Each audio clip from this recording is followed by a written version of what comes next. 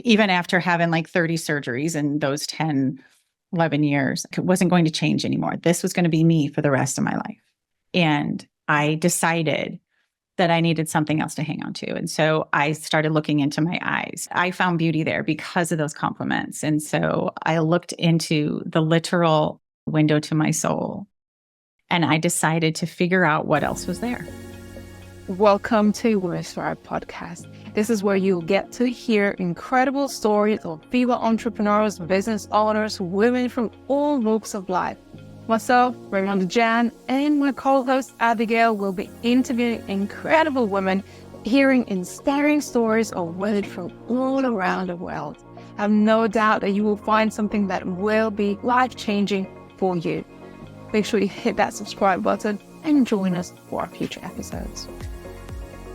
So welcome everyone to another episode of the Women Thrive podcast. My name is Abigail Rebecca. I am one of the co-hosts of this wonderful series, and we are so excited to introduce you to a lot of the women within our community, many of them that are going to be speaking on our stage on the 2025 summit. We have the most amazing women in our community, and this woman that I'm going to introduce you today, oh my goodness, is no exception. I feel very, very honored to be able to have this conversation with her today and to share her with you. So today we're going to be talking about how you view yourself, how you look at yourself. As women, we go through so many different iterations of ourselves. You know, the most common thing that you think of is the aging process, right? So I look at myself in the mirror now as a 50-year-old woman, and I look very different to how I did at 20 years old. How do I look at myself now? When I see myself in the mirror, do I love, do I appreciate myself? Am I looking for things about myself that I don't particularly like, or am I appreciating every part of myself? We have children, we get pregnant, we lose weight, we put on weight. There's certain things that happen to us. We can get ill. We can look very different as we go through our lives. But the key and the thing that we're going to be talking about today is how you can really take all of that and really love yourself, appreciate yourself, honor yourself, and have that deep self-appreciation. So that is what we're going to be speaking about today. So if this is something that piques your interest, you are very welcome to join us in this conversation. So today we're going to be speaking to Danette Burzlaff-Haag, who is an inspirational speaker, a soul-strengthening mindset coach, trauma mentor, and published author. And we're going to be speaking about her book today because we're very excited about what has happened and all the different twists and turns that her book has taken now that it's been published. So Danette overcame a severe burn injury from a house explosion as a very young child, and it transformed her life. She inspires others with her remarkable journey. So her mission is very, very clear and very inspirational. Her mission is to inspire others to see their own incredible value by sharing all that she has learned from walking with courage, healing her soul, and powerfully redefining beauty. Danette is beauty from ashes and believes no one needs to stay stuck behind any life scar. Danette, welcome, welcome, welcome. Oh, Abigail, it's so great to be here with you. So great. I love to read your bio. There's much more. You've got an incredible bio.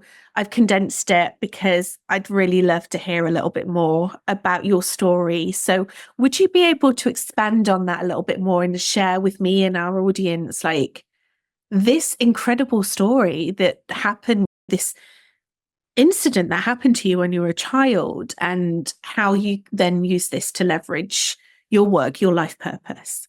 Oh, absolutely. So I was in a house explosion. When I was 10, we were having a 4-H meeting, and 4-H is an organization, especially in the rural communities, where you just learn a bunch of life skills. You learn, I showed pigs in 4-H. You just learn a bunch of really great, I grew up on a pig farm, and I know how to show a pig. We need to that talk makes about me that. super special.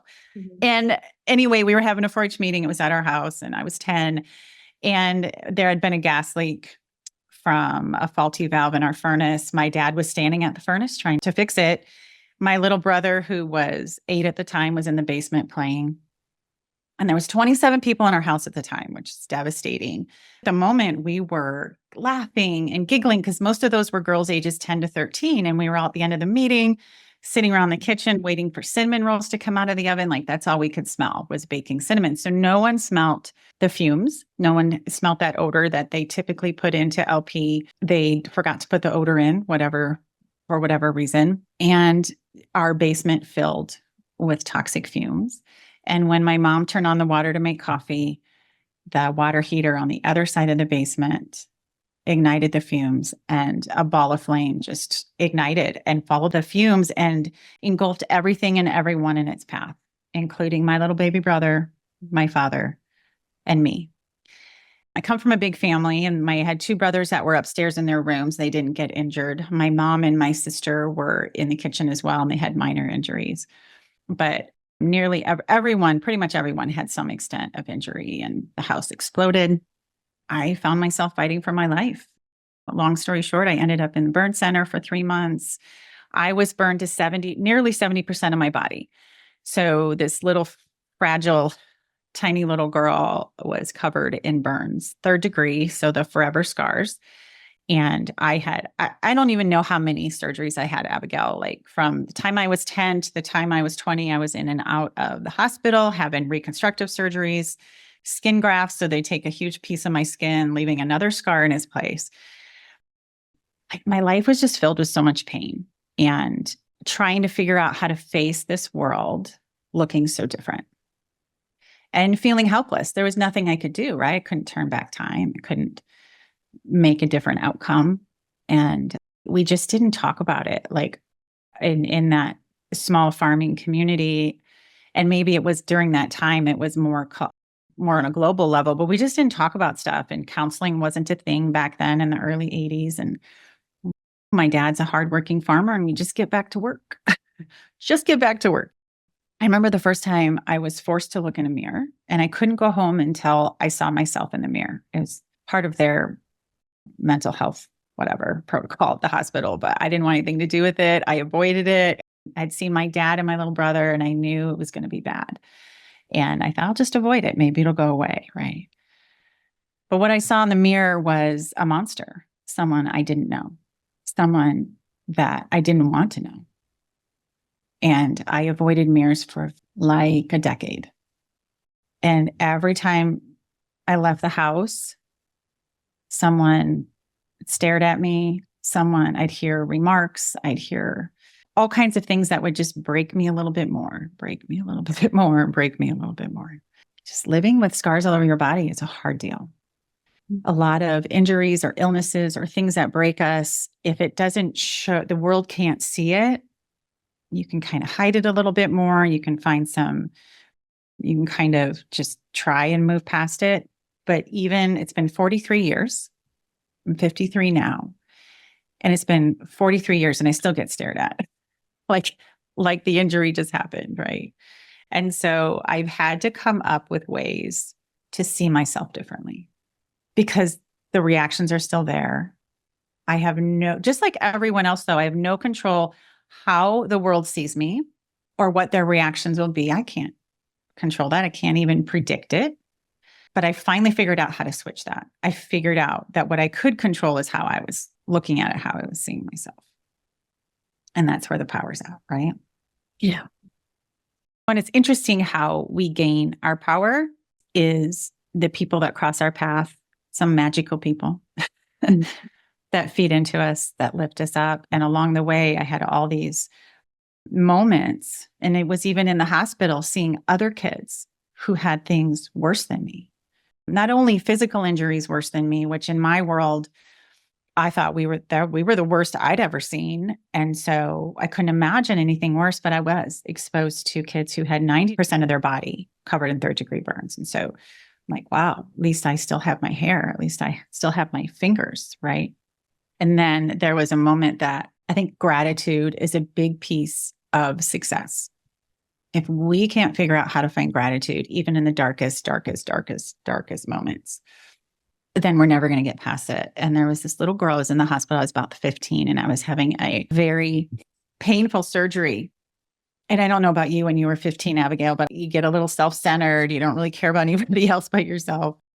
And in my teenage mind, I was stuck in my pain, but I had the biggest, most powerful moment of feeling gratitude that I had experienced. And I got to watch my mom, who was the most wonderful mom, the gift that I couldn't imagine going through this without her at my bedside every time. And I was 15 and she was there holding my hand, being my advocate through the whole thing. Well, I had this little roommate who was less than 2, and she had minor burns compared to mine. And she had no family at her side. And my mom would play with her and sing to her and read to her and rock her and just love on her. A few days in, we found out that she had been abandoned by her family because her injury caused them to see her as damaged goods. And we found out it happens more than you can imagine. Even though I had a lot of physical pain, I'm watching my mom pour into this girl who not only had physical pain, but now she didn't have a home to go to. She was waiting for foster care. And I thought, man, how lucky am I? My mom never once thought about abandoning me or even just not being on my side every moment of every day that I would need her. And I was so grateful for the life I had been given.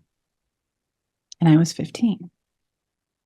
And in those moments, I think we collect these things along the way, these moments that may seem little, but they impact us in a big way. And that, along with other things, I learned how to find something to be grateful for and the power that gives me.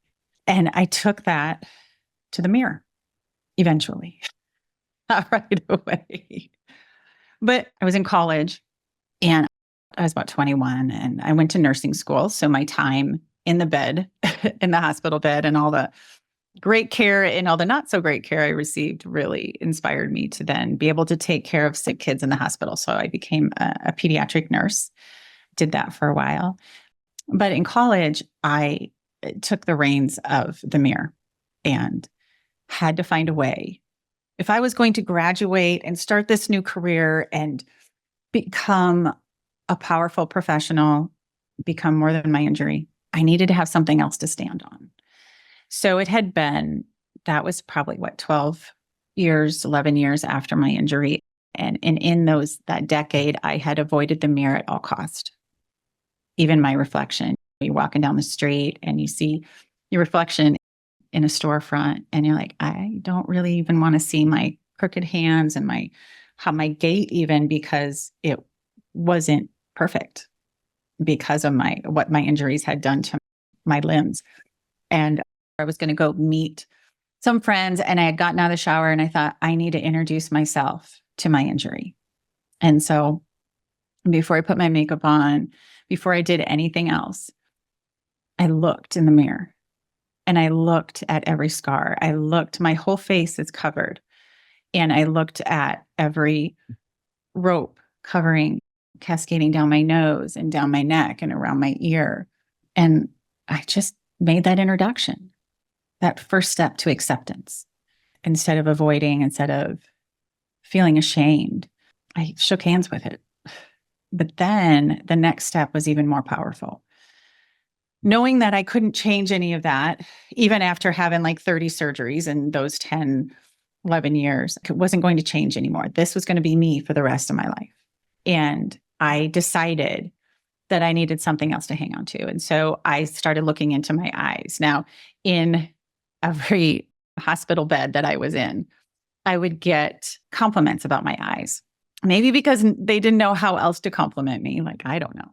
But I found beauty there because of those compliments. And so I looked into the literal window to my soul and I decided to figure out what else was there.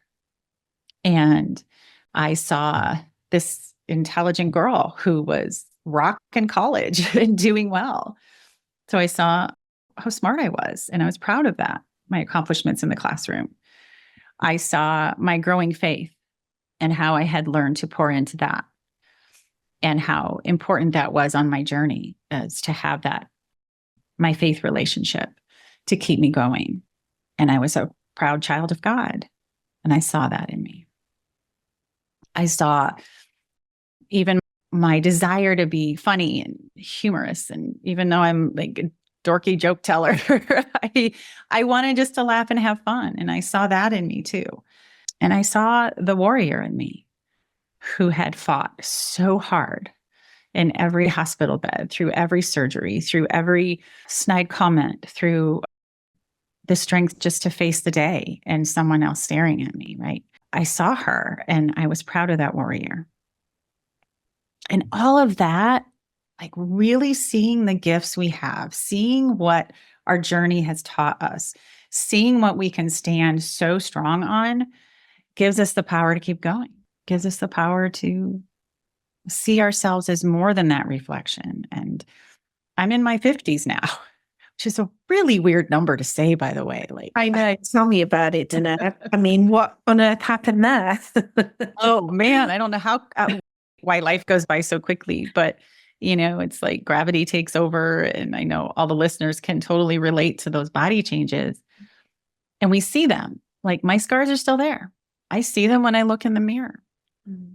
But I decide to see what that has given me, what my life has given me, what I've overcome. And that's where our power is at, is the gifts we have, what we give, the conversation that I had with my friend that lifted her up, or even just the ability to be inspirational and having the courage to share my story and to positively affect someone else. Like, I love that about me. Yeah. And I'm grateful for it. Danette, thank you. I know that there's more to your story, but there's so much that I want to impact with you. And it feels like this podcast episode isn't long enough to be able to do that fully, which is why we're so honored to have you speaking on our stage and sharing that story and your inspiration. Obviously, you've got your book as well, so we can go and look through that and really sort of go into the depths of your story. But there's just so many things that I wanted to impact there. You were speaking about the fact that you were in and out of surgery up until your 20s. I'm sure that anyone can resonate that's watching this or listening to this. When you're ill, if you have surgery or ill, the way that it impacts you is not just physical, it's also emotional, right? It impacts your mindset. When we're ill, things don't feel great. Right. So actually, if I hear your story of having to do that again and again, you spoke there about gratitude, and that played such a big role in being able to manage your mindset. How else were you able to be in that place where you could keep going and living a life while you were going through that trauma and reliving that trauma and going in for all those operations? I'd really love to know. Part of it was I had the best example ever in my father, who was severely injured too. And even though my dad and my mom did not know how to talk about the hard things, they didn't know how to talk about the emotional side of things. And I wish we could have then. But what he showed me was the importance of just getting back into life. And neither of them, and he had many surgeries too, not as many as my brother and I. If you have severe scarring and as you grow as a child or through puberty and stuff, scars don't grow like your skin does. So you have to have releases and things to accommodate for that growth. So my dad didn't have as many surgeries, but he always had a smile on his face. He always was engaging with other people. He got back to life. He got back to singing in the choir at church. He got back to doing chores and grabbing the pitchfork as soon as life would allow, as soon as the doctors, probably before the doctors said he could, actually, I'm guessing.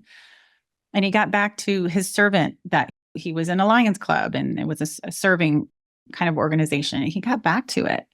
And so that's what we did. That's what I knew I needed to do. And that was the best thing for me. I think I have mentored a lot of teenagers through injuries like this. And sometimes their biggest issues are not their injuries. It's someone in their life putting them in a bubble, trying to protect them, trying to keep them from the pain of the day. But that doesn't build their resilience. It doesn't build their ability to live their full life. It just keeps them hidden. And so that's one thing we just didn't do it. It wasn't allowed. I couldn't say, I'm sick. I don't want to go to school today. Unless I had a fever or was puking, I was at school, right? So that was the best thing my parents could have done for me. And I'm forever grateful for them for that example. Because as a child, we do look up to our parents for guidance through all of that. And I thankfully am blessed to say that I had the best parents to get me through that in the best way possible.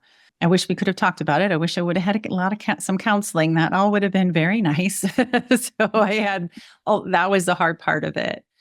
But I lived and I accomplished things in my teen years and learned a lot about myself because I was really encouraged to.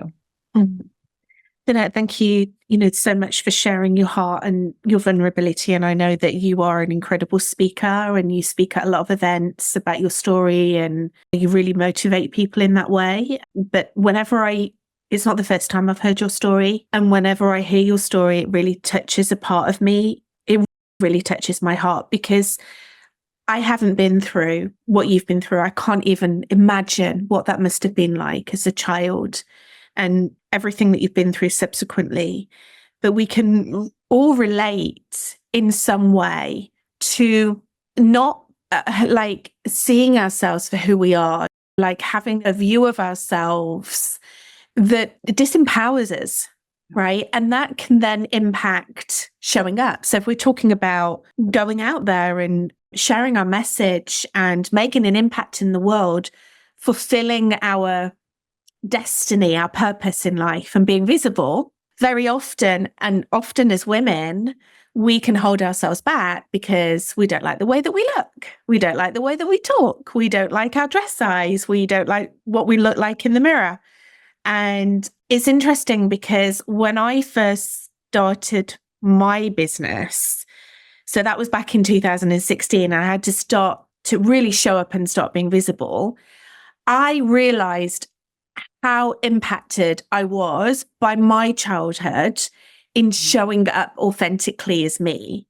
So when you were talking about people stare at you and the remarks and things like that, I was raised as a Jehovah's Witness, right? So we were really targeted. We used to go and do ministry on door to door and we used to get called names all the time. And I remember feeling really scared actually about that and not wanting to go out. I didn't want to be different. I wanted to be like all my friends. I wanted to fit in.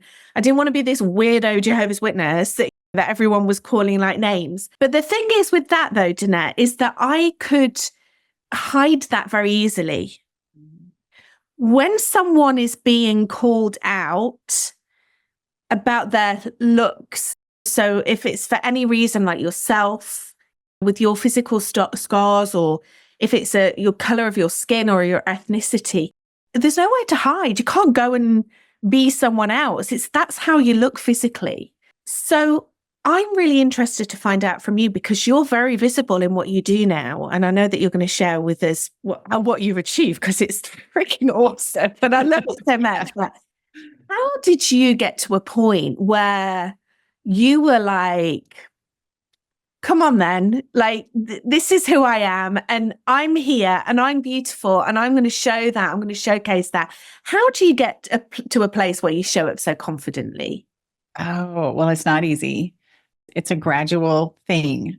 It's really about your own mindset. And so I started working really hard at strengthening my soul, at finding what works for me to keep me centered, to keep me at peace, to keep me just that inner strength, which is why I call myself a soul strengthening mindset coach now, because you have to figure out what works for you, right? And so I started practicing those things and figuring it out. Some of it came so organically, I couldn't even put a label to it, but I knew it was working. One of the things I like to tell people, and one of the things that helped me the most is to redefine the world so you beautifully fit in. And so, for example, I have a program that I call Flawless, and I speak to women and we look in mirrors and we do all the hard things, but then we find the triumph at the end of it. And when we think of that word flawless, it's really in our beauty world, right? There's a lot of labels, beauty products that are labeled flawless. It's like one of those things that you're not beautiful unless you're flawless. And that definition is about being perfect. Well, that's unattainable, but that's like our goal, right? Is to look flawless, to feel flawless, to speak flawlessly. I don't know, whatever. I'm not perfect and I hate that definition. So I took the liberty to redefine it. And I do it in the program. And it's really just, it's seeing ourselves the way God sees us. It's looking at the scars of our life and the indescribable beauty that comes from them, because it's in the darkness, in the pain, in the whatever your scars look like, feel like. They have taught you resilience. They have taught you life wisdom. They have built your courage. And because of all the things that are scars, which seems so imperfect, they actually create our beauty and they make us priceless. It's our unique stories. They make us so priceless. And if we can see ourselves as priceless and thankfully never perfect, we always then focus on the gifts that the hard parts of our lives have brought us, because pain is pain, scars are scars. The one thing everyone in this world knows and understands is pain. We can't escape it. It happens in one form or another to all of us. We all have scars of some kind.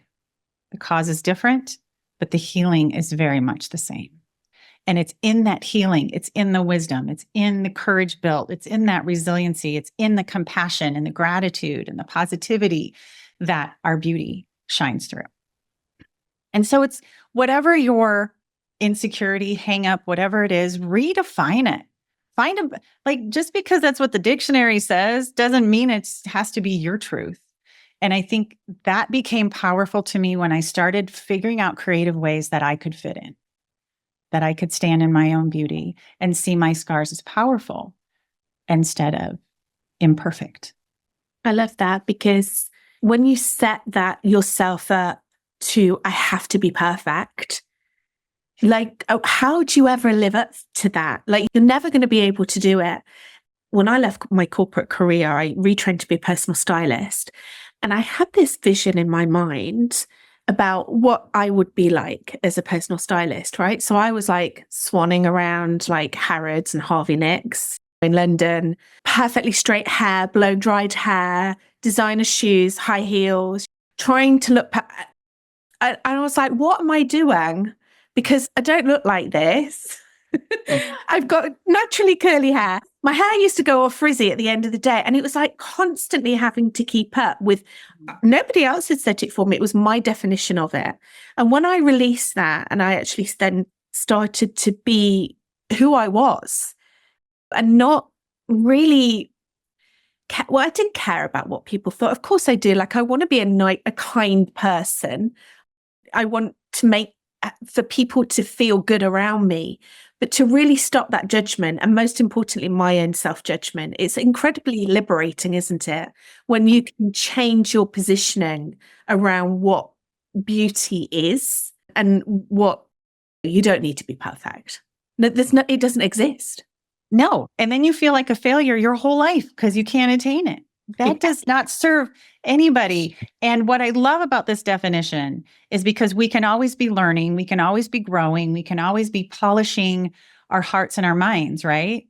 To be more and more priceless as our bodies age, as wrinkles show up, those gray hairs or whatever, those things that we can take with us from the mirror. Man, those are just always going to be something new is going to pop. Some new insecurity is going to come along the way to try and knock us down. But those things about us, our gifts, our character, are those things that we can continue to polish and grow. If that's where our beauty lies, then we're always going to be beautiful no matter what the mirror tries to tell us. Yeah, I love that.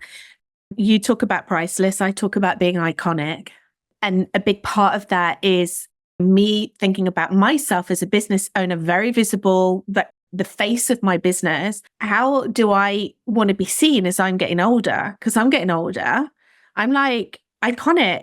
Like, you can be iconic at any age. Yeah. And that beautiful attraction that you have to another human being, like being inspired by them, feeling like really aligned to them, it comes from the confidence. It comes from the way that you feel about yourself.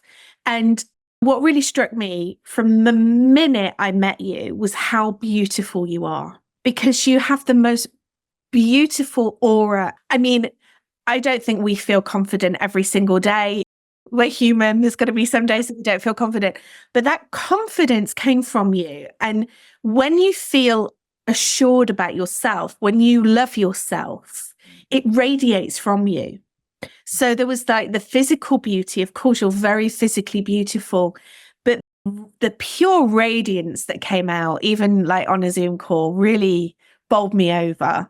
It's such a great impression of you. And then to hear your story and everything that you do, that just enhanced everything. So I just wanted you to know that, because I am a bit of a fangirl of yours. I think you're amazing.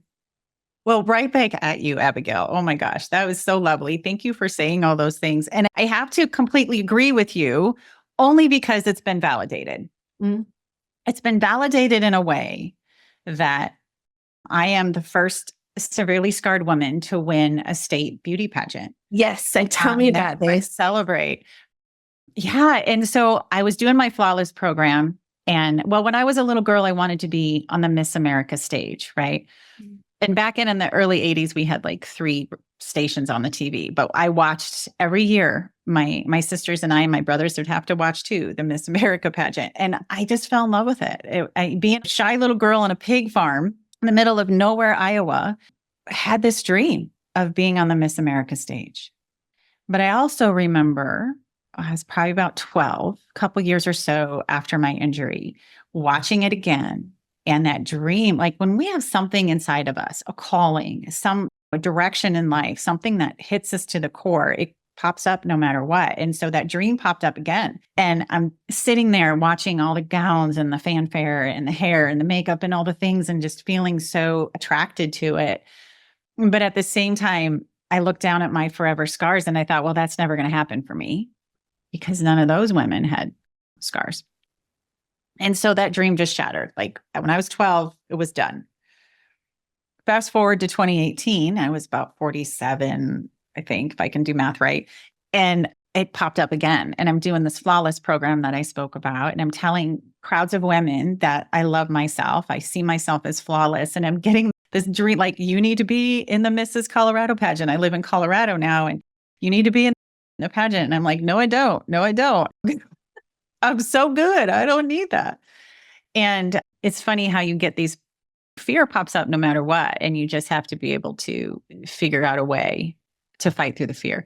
And I had this vision, if you will. I saw myself on the stage with about 40 women around me, all of us in our beautiful gowns. Mine was blue. And when I looked around, I didn't just see me as that scarred lady in the middle. When I looked around, I saw their scars too. I saw their pain. I saw their fear. I saw their worry. I saw their stories. But I also saw their triumph. And because I saw their scars too, I felt, well, they're just like me. And that was the moment I had the courage to fill out that application and put myself in the next Mrs. Colorado pageant. And in 2019, 2020, and 2021, I competed for Mrs. Colorado in the Mrs. America system. You had to be married for it. And in 2021, I won the damn thing. I won it. They chose me. And gosh, it just tells me that our true beauty really does shine through. That's what people, when we polish that, when we see ourselves as priceless, when we understand our value and we live in that value, I don't think I'm any better than anyone else. I know but I belong. Yeah. I belong in the game, right? And that's what people are attracted to, that pure beauty that radiates from us at any age and any body, any color, any size, any shape, anything. It's how much we first love ourselves. And so not just winning the pageant, but I also won, which is crazy, as I won best in swimsuit. Yes, you have to wear swimsuit and heels. And I'm competing with women half my age. Like it was, when I look back, I'm like, that was like really dumb. Like, why did I do that? I guess because I was meant to. But I have to compete in swimsuit on stage, and they had a best in swimsuit award. And it wasn't because I was the skinniest or certainly not the most fit, but I was the most comfortable in my own skin. How cool is that? And when I was little, being in a swimsuit was horrific. Yeah. Where I heard the most teasing and the most, that's gross, and they'd swim away kind of thing. And it was just the impossible is possible. And it all starts from within. It really does. Yeah.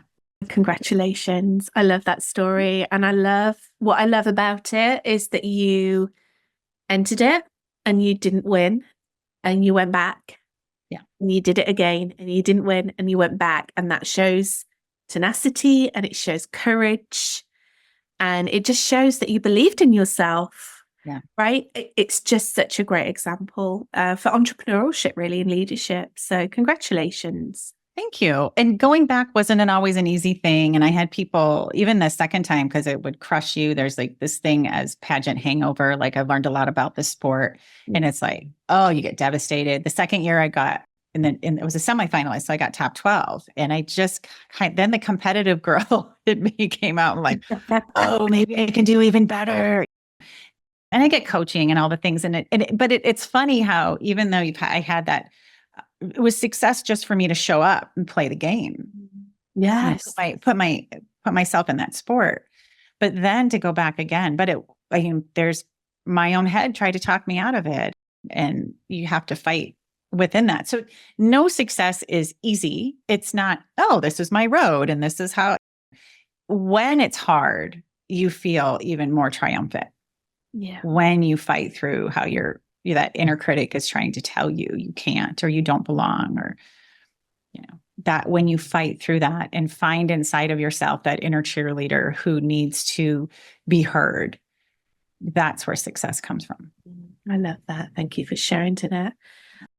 We're a little bit over time, but I just really wanted to invite you to share more about your book.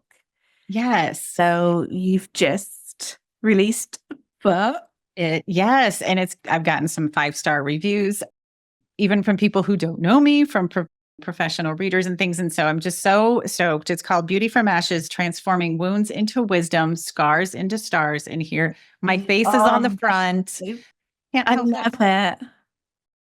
It'll be on Amazon on Friday. So it's on Amazon, Barnes & Noble. My publisher's been great, Book Baby, if you're familiar with their shop. But it's just been this really great tool for people to find their own healing. It's been unlocking some scars within people that need some attention. And to me, that's beautiful.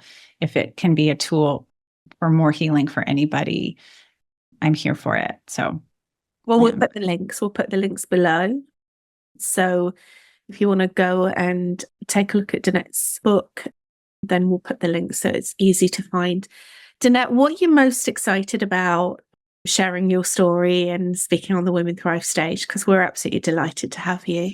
Oh, being a part of this community has been more than I could have ever imagined. And the camaraderie, the support, the authentic sisterhood that this has created has been so fantastic. I'm excited not only to share my story and with it, polishing it even more as a speaker and learning more and more about all the things that you and Ray are teaching us. But I'm also excited to be a cheerleader for those other speakers who this may be their first time. And we've gotten to do some of that already in our small groups and being able to support one each other. So if anyone is ever thinking about becoming a part of Women Thrive, I can't encourage you anymore. Just do it. It is absolutely the best. And I've been a speaker for a long time and it's still the best. So everybody needs to be part of the community. That's great because we have a very diverse community, but in terms of diversity of speaking, we have some speakers, some women that have never spoken before, and then we have very experienced speakers. So it just shows you that regardless of your speaking experience and abilities and confidence, come and apply if it's something that you want to do. And we love having women like you as well on our stage, Danette, who you are experienced with speaking, and you are able to bring that expertise to the table and to be able to share your wisdom with the community. It's just wonderful to have you.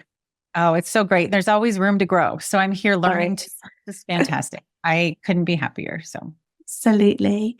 Danette, thank you so much for coming on and sharing your story with us today. So inspirational. We're so excited to hear you speak at the summit. Well, actually, dependent on when you're listening to this, really, because it might be that you're listening like in the future and you've already heard Danette speak and you've found her on our podcast. But thank you so much for coming and sharing your story with us in such a powerful way. Absolutely my pleasure. Thank you for all you do for so many people, Abigail. Thank you. And thank you for watching. Thank you for listening. Please be sure to go and follow Danette. Oh, I didn't ask Danette, actually. Where can we find you? What's the best place for people to connect in with you and to follow you? Well, my website is beautyfromashesspeaker.com. So all the links and everything is on there. But I'm on Instagram and Facebook, and you just do Danette Beauty from Ashes and you'll find me. Okay, wonderful. And I did mean to ask you actually about the pigs. I don't know if you've seen it, it's gone viral on TikTok, but there's this girl that shows pigs and she's got like a stick and she taps the pig and she's really intense. Is that like a thing? Is that what you used to do? Herding pigs? Yes. And my brother actually is on the United States National Swine Board, and he is a purebred hog farmer, and him and his kids do a ton of showing across the nation. Yeah. So he's very well known in his field. So it's a thing, and it's a kind of a cool thing. So it's a great community. Cool. Yeah. It's really cool. And it's really like, it's such a skill to be able to do that. Pigs are stubborn. And so you got to move them. You got to move them in front of the judge. You have to like keep your smile on. Like, it taught me some life skills, maybe even skills like brought me to the pageant. I don't know for sure, but yes. Showing up and showing off on all stages. You know what? We learn in all the little and big moments in life, and it started in a pig farm. So thanks, Danette. Thank you. Be sure to go. We went a little bit off script there, but oh my goodness, amazing. Be sure to follow Danette. Go get her book. Very inspirational lady. And thank you for watching. Thank you for listening. And we will see you again on the next episode. Thank you for tuning in to Women Thrive podcast. If you found today's episode empowering and inspiring, be sure to subscribe and follow us. Better yet, leave a review and share it with others. We're committed to bringing you more stories that will empower and inspire you on your own journey. Until next time, keep listening, keep learning, and keep pursuing your dreams.